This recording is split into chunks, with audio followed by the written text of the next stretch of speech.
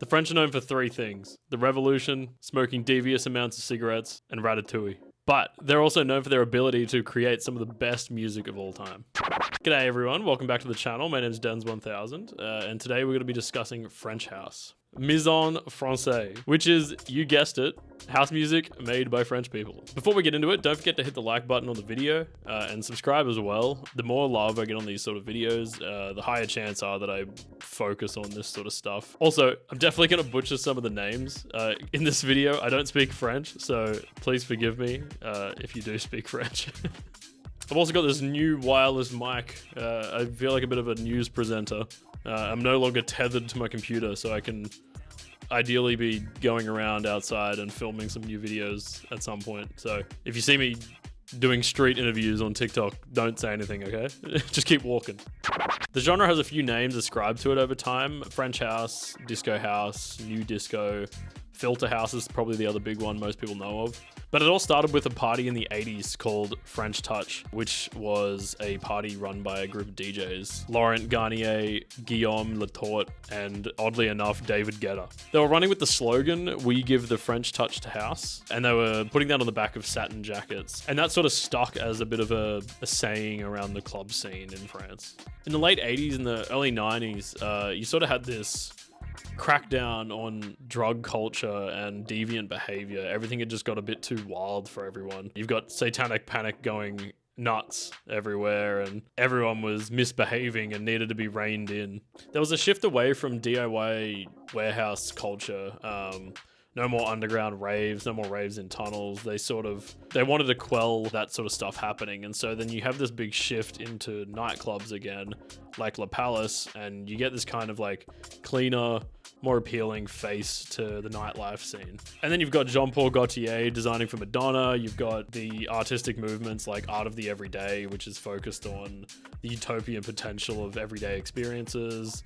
You've also got culture jamming, which is a sort of activist movement critiquing mass media and consumer culture. And then you've also got the introduction of the Euro coming in the 90s. And so there's this massive crossover of business, innovation, tech, culture, art, all happening at the same time within Paris and the greater Europe, as well as everything's kind of leading up into the end of the millennia. And so there's just this like real excitement happening at the time. Across the water in the UK, you've also got this big boom of jungle, hardcore, darkcore, all sort of popping off over there. And I feel like this movement in Paris was kind of like an anti-that, an anti-whatever they were doing over there. French house has some core elements that sort of define the genre, but it's got this big element of vibe to it, which gives it a bit of wiggle room. It's not necessarily tied to a BPM or a specific sound, but it's kind of this energy or feeling that ties in with how it's presented. Usually it's a combination of 70s and 80s disco tracks being sampled and chopped up and rearranged. And then you've also got this filtering and phasing effect that leans into why it's called filter house as the sort of pet name. But above all, you've kind of got this driving groove, which keeps the rhythmic momentum rolling throughout the entire song. Blessed are the children.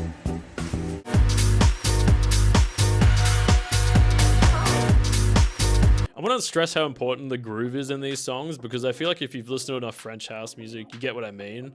But this is the element that makes these songs so infectious and re-listenable. And if you've ever listened to something and been like, I could listen to a 10-hour mix of this and never get sick of it, that's what I mean. There's this element that makes it feel like you never want that loop to end. And that's such a key, important part of French house music, I feel. If we're tracing things back, it's kind of hard to give a crown to a song that is the progenitor of French house music. Because in reality, the style stems from a community of Parisian artists who were experimenting with ideas and pushing each other forward at the same time. After listening to a lot of French house, I can kind of point to 4 songs specifically where you see the ideas stemming from for current day French house. So the first track, and I'll try not to harp on about them too much, but it would sort of be silly of me to not mention them at all, It's from a Frenchman called Thomas Bangalter. There's a proper way to say that with a French accent, but I'm not going to be doing that. So take it or leave it. The specific track I'm talking about is a track called Ventura, and this is released in 1995 from his Tracks on the Rocks EP. And this was the first release from his personal label called Roulette.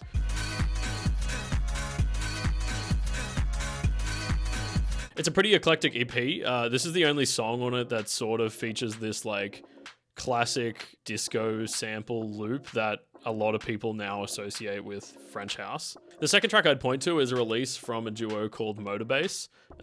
One half of them is ZDAR, and the other half is Etienne de Crécy. They released an LP called Pan Soul in 1996. The whole album features a mix of like disco and soul sampled records, a lot of looping, as well as like this really interesting use of space with a lot of the drum tracks that are on the songs. The whole album kind of creates this dream-like feeling, as if you're the only person in a club listening to the music. There's just this weird sense of space and air around you the whole time. It's really interesting, and I love the album a lot.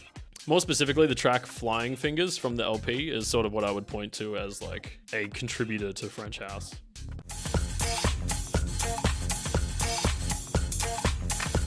The third track I would point to would be from an artist called Wee Manuel, who just happens to be the gold bloke from Daft Punk. He dropped a track called Santa Claus, which was in collaboration with Eric Chedeville under the name Lain Club. And this was also from his own label, Cry d'Amour.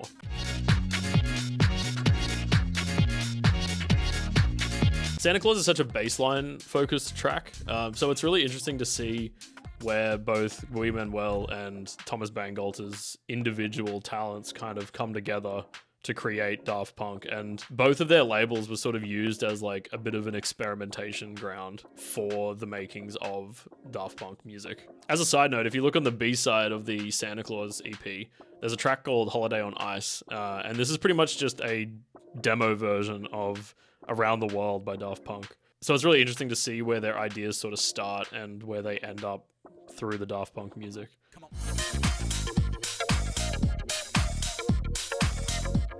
The fourth song comes from an artist called Etienne de Crécy, who was part of Motorbass, with a track called Prix Chaud, which pretty much means shock price in French. And this is off his debut album, Super Discount.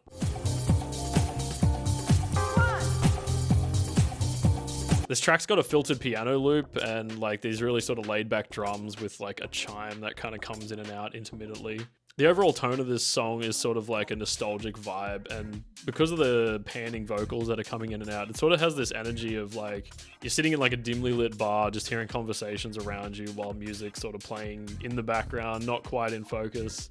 It's a super interesting track, and a lot of the other songs on the album too sort of have this feeling. So if you take all of these tracks and sort of mush them all together, you get this song from Alan Braxe called Vertigo. This was released on Thomas Bangalter's label Roulette in 1997.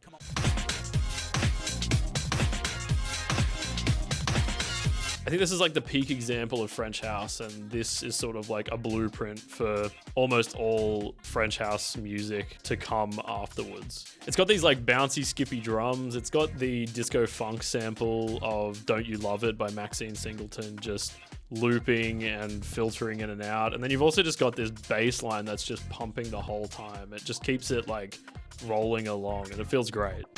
French touch is one of these like interesting sounds where it's kind of this like bastard child of a few different genres and sounds. You've got Italo disco, space disco, high energy, funk, Detroit house, Chicago house. Even elements of hip hop are in there with the scratching and occasional vocals that are sampled from rap music, which had a big boom in the 90s in France. A good example of this is actually on Daft Punk's Phonk.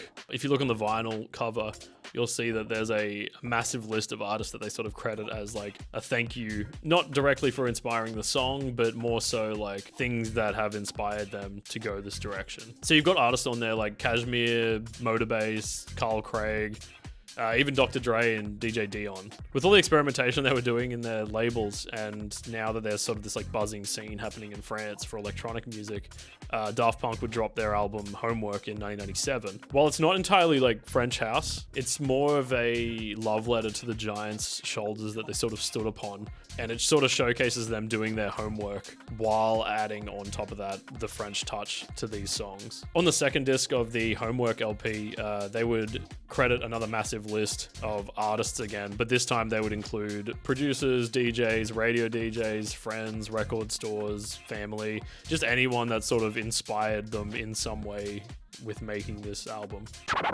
So around the turn of the century, you kind of get the more genre-defining hits of French house that now people associate with the sound. You have a track called Intro, which is another production from Alan Braxe, and this time featuring Fred Phonk.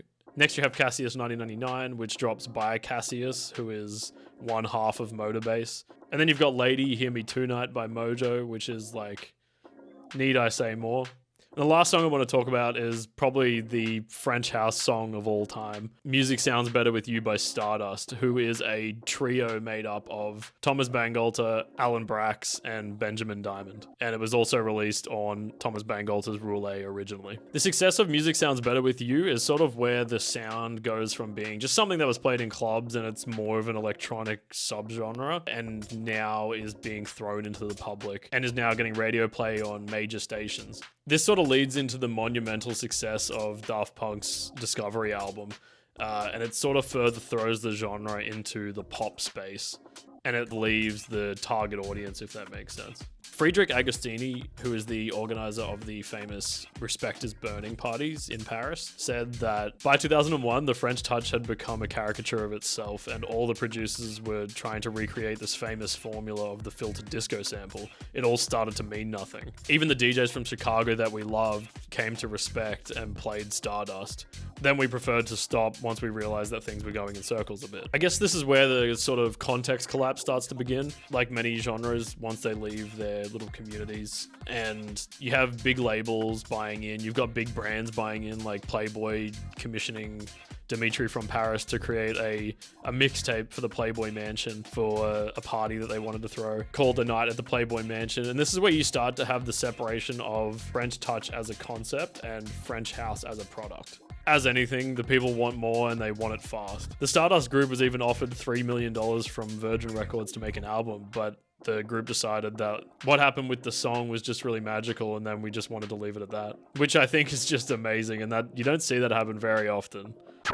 The development of French touch is a story about passionate creatives who are less interested in bringing house music to France and more so about what the French could bring to house music, and innovating and expressing their own influences and ideas through that medium. The movement's a byproduct of time and place, and it's more than just filtered disco samples and funky bass lines. French touch has this sort of certain romance about it. There's a celebration of life and emotions, like a celebration of the now, that's carried throughout the music, and I feel like that is what ultimately gives French touch its uniqueness. It's the experiences and the soul of the producer that's put into each record that's hard to replicate authentically. Friedrich Agostini also said that for him, French touch was more about a musical era than it was about exporting. And you can really see that through Daft Punk's Homework, where they absorbed techno, disco, and house to express their own vision. There's a reason why the French have the saying je ne sais quoi, a certain indescribable appeal. And I think that that's what's present in a lot of French touch. There's something unique and special about it. Zoomers would call this aura. So the French just have aura, I guess. As a side note, the French president Emmanuel Macron also said that he wanted to add French touch as part of the UNESCO cultural heritage status, which I think is super interesting. Here's a little shout out to a few French artists who I think are carrying the French touch torch pretty well with their own little spin on things. Go check them out. I think they're really unique, and I think they're doing God's work. If you've made it this far, thank you for watching. If you enjoyed this, please leave a like, comment, sub. Those things really help me know if I'm doing a good job or not. And if there's anything you would like me to talk about in the future, it doesn't have to be a genre, it can be something about music, DJing, whatever, industry experience, stuff like that. Thank you guys. Peace out.